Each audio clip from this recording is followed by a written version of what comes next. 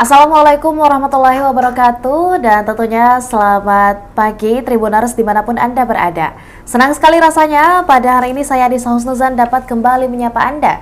Tentunya dalam highlight Koran Tribun Timur edisi Kamis 21 Maret 2024. Dan dalam beberapa menit ke depan Tribuners kita akan bersama-sama membahas tentang informasi-informasi terbaru, terupdate dan terfaktual yang tentunya dimuat dalam harian Koran Tribun Timur edisi hari ini, Kamis 21 Maret. Dan Tribuners untuk berita pertama dapat kita saksikan bersama ada informasi mengenai dua tokoh Sulawesi Selatan yakni Amir dan Aras gagal ke Senayan. Dikutip dari Jakarta Tribun Timur, Partai Persatuan Pembangunan atau P3 dipastikan tidak lolos ke DPR untuk pertama kalinya. Partai berlambang Ka'bah ini tidak mampu melampaui ambang batas parlemen atau Parliamentary Threshold atau PT dengan minimal 4% pada pemilihan legislatif DPR Republik Indonesia 2024 kali ini. Hal ini diketahui berdasarkan hasil rekapitulasi tingkat nasional yang dilakukan oleh KPU Republik Indonesia terhadap perolehan suara di 38 provinsi dan 128 wilayah luar negeri pada hari Rabu 20 Maret 2024 malam lalu. Dari hasil itu, P3 mendapatkan 5.878.777 suara dari total 84 daerah pemilihan atau dapil, dibandingkan dengan jumlah suara sah pileg DPR RI 2024 yang mencapai 151.796.630 suara. P3 hanya meraup sebanyak 3,87% suara.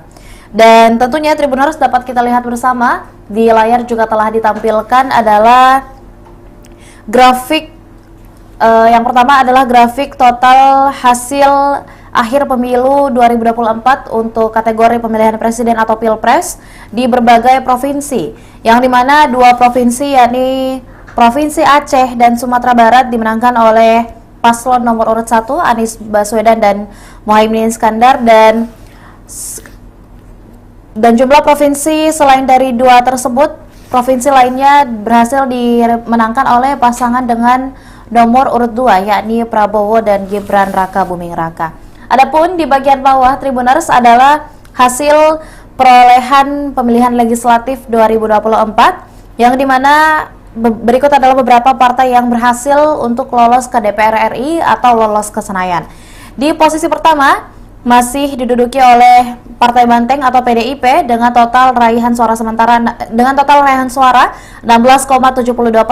Golkar 15,28%, Gerindra 13,22%, PKB 10,61%, Nasdem 9,65%, PKS 8,42%, Demokrat 7,43%, dan PAN atau Partai Amanat Nasional dengan 7,23%.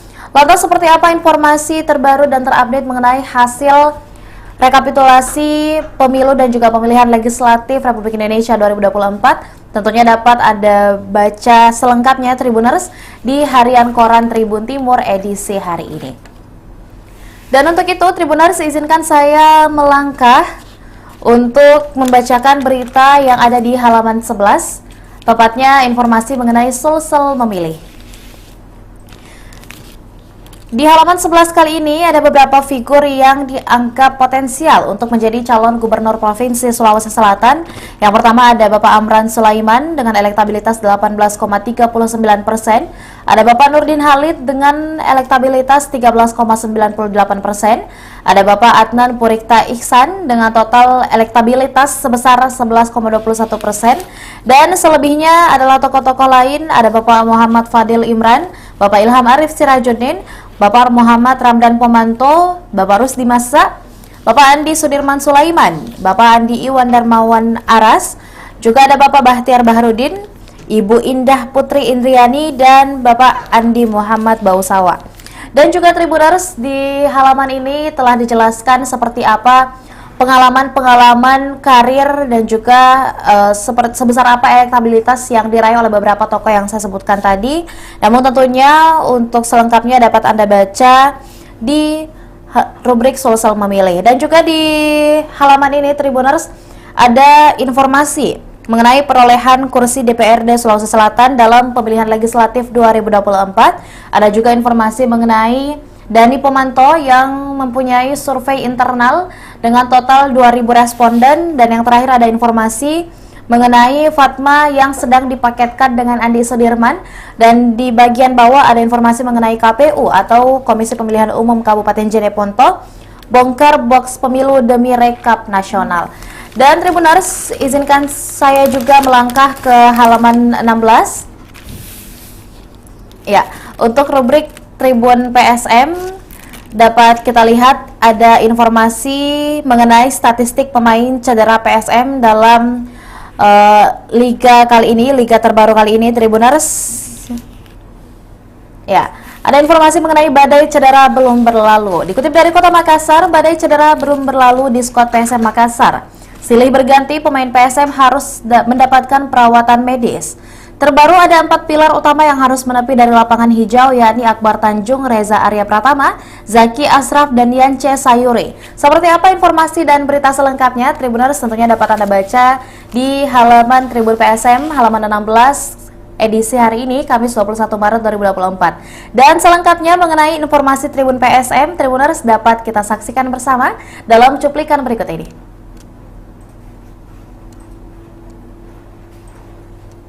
PSM, aku PSM.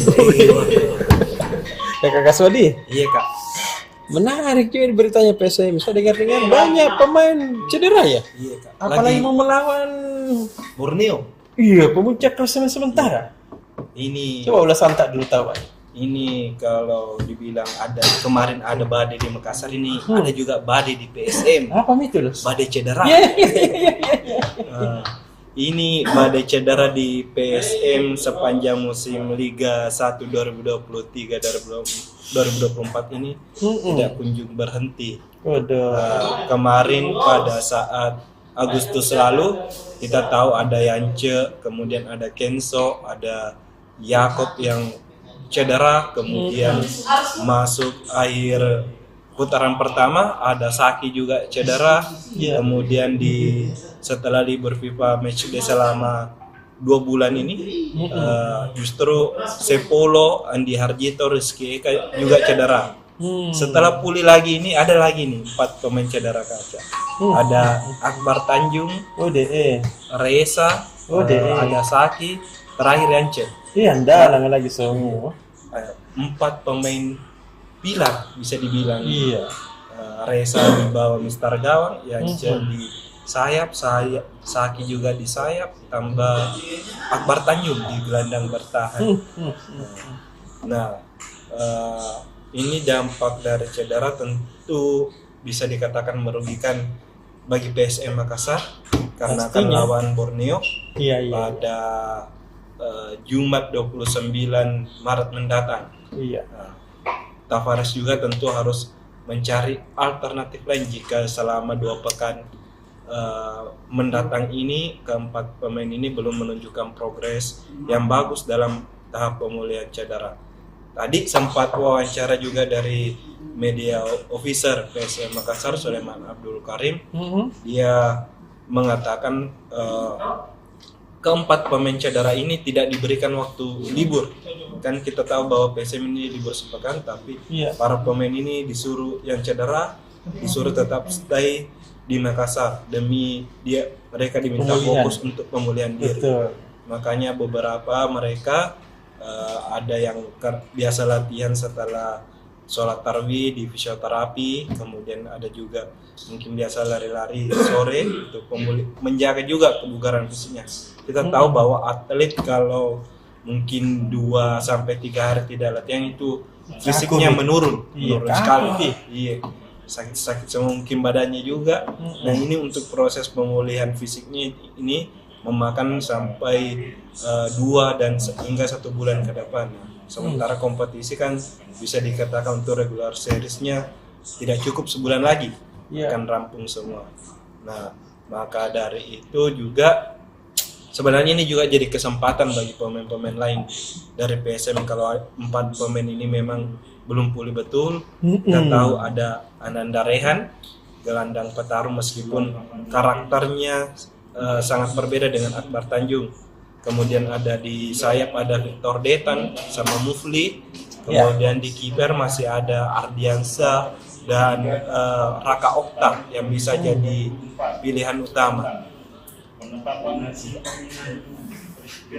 Bisa jadi pilihan utama. Nah, ini mungkin yang menjadi masalah di PSM untuk hari ini dan diharapkan ada solusinya ke depan. Begitu Kak Ocha. Luar biasa. Jadi kesempatan memang ini pengganti perlihatkan performanya. Iya, apalagi akhir musim ini siapa tahu bisa dipertahankan lagi. Iya. Oke Kakak Aswadi. Terima kasih. Warahmatullahi wabarakatuh Kakak Cim. Waalaikumsalam Puan. Diumumkan di KPU, Dek. Iya, diumumkan. Bagaimana Anuta ini kita lihat ini. Ya, ada kejutan-kejutan toh. Kalau di Pilpres kemungkinan tidak ada. Iya. Terlalu jauh selisihnya. Beda 50 juta mungkin ya. Waduh. 50 juta suara. Tidak mungkin itu 50 juta suara curang semua. Iya. Jadi begitu. Tapi akan ada sesi selanjutnya sebelum penetapan adalah presiden dan presiden dan wakil presiden terpilih akan ada jeda untuk masa sidang MK. Kita akan melihat bagaimana hasilnya. Nah, kemudian yang kedua adalah untuk masalah itu Bang, masalah partai sebentar Pak Iris akan bahas lebih baik. Iya. Saya bahas masuk kita ke pemilihan gubernur dan pemilihan kepala daerah. Iya. Jadi kemarin itu ada sempat viral foto lama Pak Andi Sudirman mantan gubernur Sulsel dengan Ibu Fatma mantan wakil wali kota Makassar duduk. Telah dikonfirmasi bahwa foto itu foto lama, tapi Ibu Fatma mengatakan senang kalau misalnya dipaketkan dengan Andi Sudirman. Iya. Jadi memang sudah ada ranah berpasangan. Karena sudah ini kan di barat orang baku odo. Sudah sama suka begitu. Tidak ada resistensi ya.